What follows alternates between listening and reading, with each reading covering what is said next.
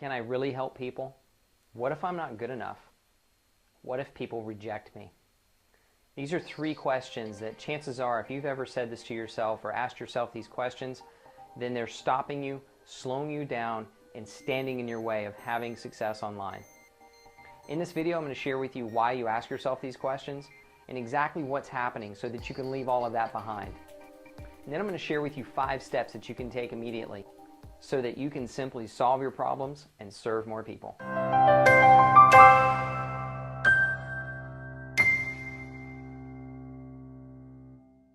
Hi, this is Tony Teegarden with TonyTeegarden.com, helping you turn your problems into profits.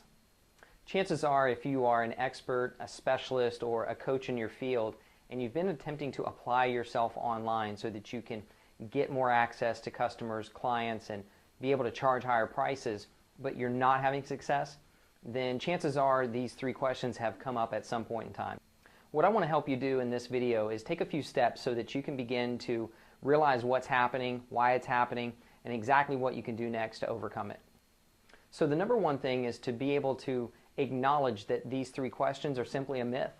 So what I would ask you to do is to confront the myths. A simple exercise that you can do is take each one of these questions and ask yourself, are they really true? So take question 1. Can I really help people? Well, chances are you can. And you can simply ask yourself, have I helped people before? Well, if you're an expert or a specialist or a coach in your field, I'm sure you have. Maybe it's not been in the context where you've reached the person online before, but you've made connections with clients offline before and you've helped them.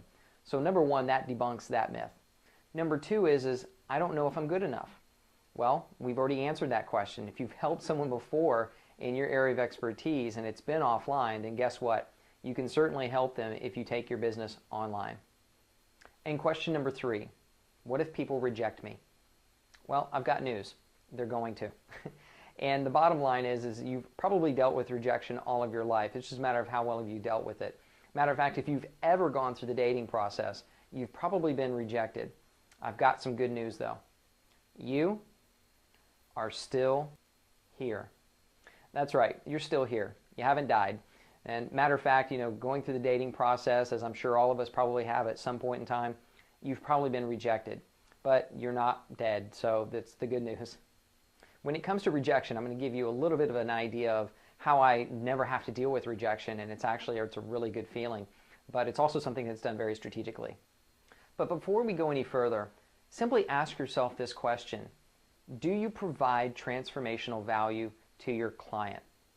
Well, I can assure you the answer better be yes.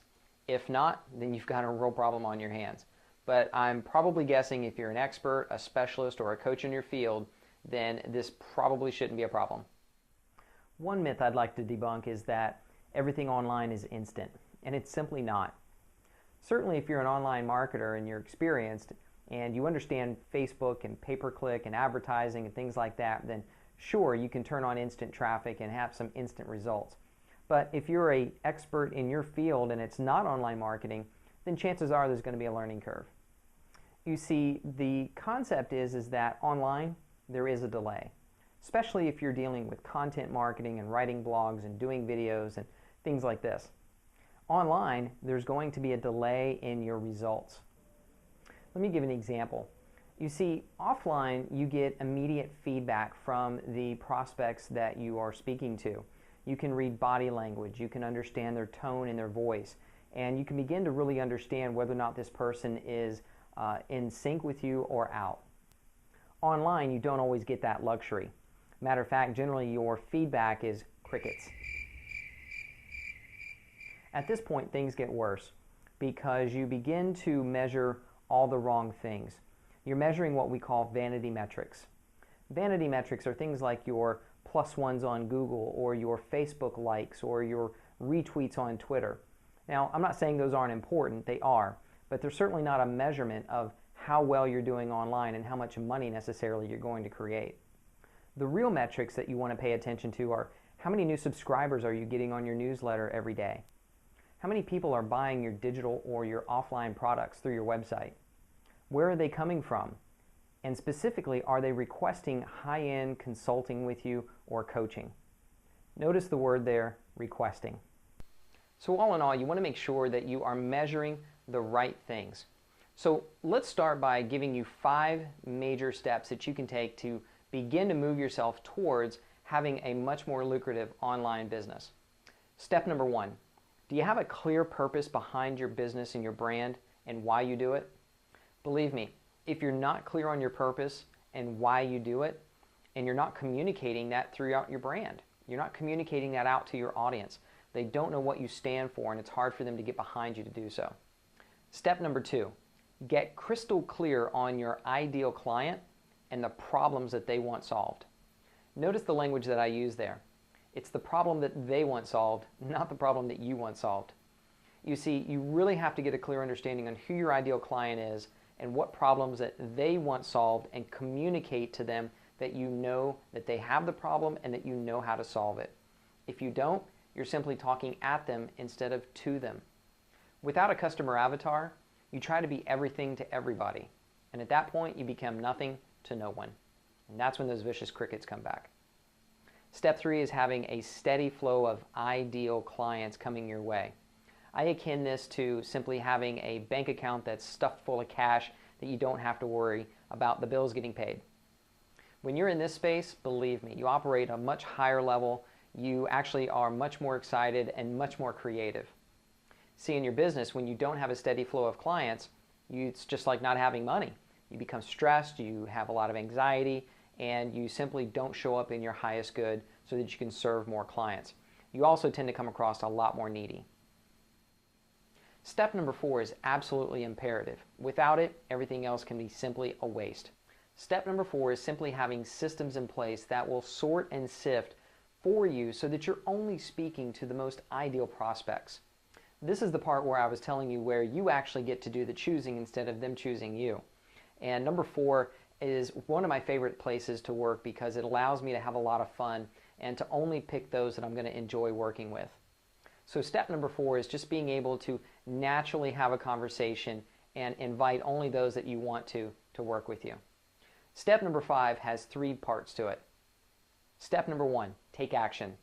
None of this means anything if you don't go ahead and get started. We've already identified that these myths that are going around in your head that you're not good enough, that you aren't able to provide value, we already know that that's total BS. So the key here is that you begin to take action. Step number 2 is measure. Begin to measure the most important parts of your business.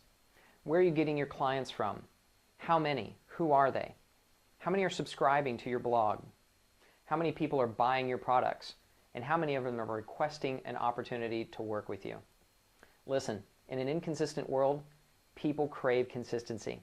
And just by you showing up every week, maybe with a video or a blog post or maybe both, you're simply going to allow people to trust you because you're showing up. Implicitly, your actions speak louder than your words. And this can go a long way in the online world. So there you have it. I've shared with you those 3 nagging questions that if they've been going on, you can say bye-bye to them. I've shared with you why they're going on, and again, you can say bye-bye to them. And I've given you a real high-level overview of 5 steps that you can take to definitely make those worries go away and say bye-bye to. All right, if you've gotten value from this video, then go ahead and share it, like it, stumble it, whatever, all of that kind of cool stuff that you'd like to do. But what I really want to encourage you to do is to go ahead and submit your email over to the left here and become a subscriber. I'll share with you news, tips, and updates before anybody else gets them. Matter of fact, I'll be sharing news, tips, and really cool stuff that I don't necessarily share with the public, as only my subscribers get that information, because I really like to reward them for investing the time and energy with me. So believe me, you won't be disappointed. Matter of fact, when you subscribe, I've got a really cool surprise for you. So go ahead and subscribe now, put your email in over here, and I look forward to talking with you really soon. Thanks a lot. Be bold.